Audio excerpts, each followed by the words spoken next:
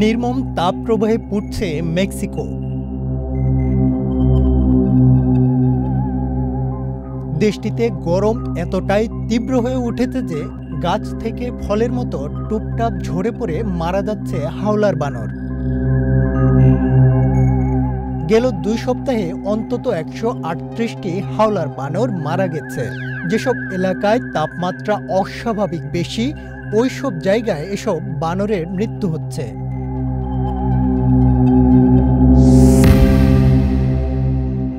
Howler বানর শক্তিশালী কণ্ঠের জন্য সুপরিচিত।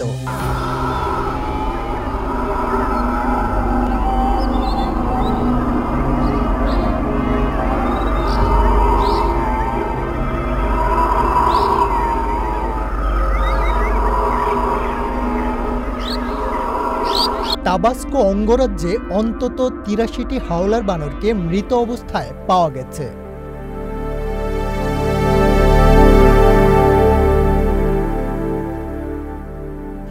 আরও অনেকগুলো অসুস্থ বানরকে উদ্ধার করেছেন স্থানীয় বাসিন্দারা।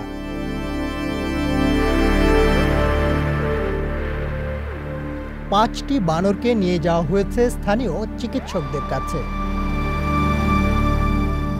চিকিৎসকরা বলছেন, গরমে গুরুতর জ্বর আর পানিশূন্যতায় নিস্তেজ হয়ে যাচ্ছে বানরগুলো।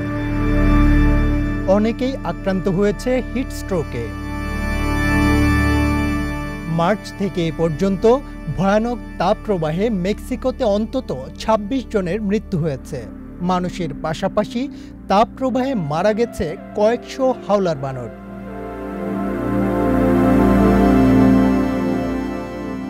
পশু চিকিৎসক ও উদ্ধারকারীরা বলছেন, মারা যাবার আগে এসব বানরের মধ্যে খিঁচুনি, হাইপারথার্মিয়া ও অচেতন হয়ে যেতে দেখা গেছে।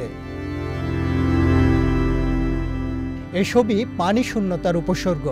তারা জানান, প্রায় 83টি বানর মৃত বা মুমূর্ষু অবস্থায় গাছের তলায় পাওয়া গেছে।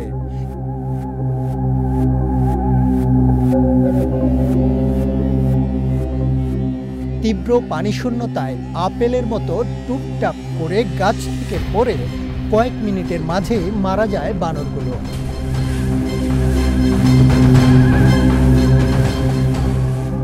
বিজ্ঞানীরা বলছেন, গরম আর পানিশূন্যতায় এমনিতেই দুর্বল হয়ে পড়া বানরগুলো উঁচু ডালপালা থেকে মাটিতে পড়ার ধাক্কা সামলে উঠতে না পেরে মারা যাচ্ছে।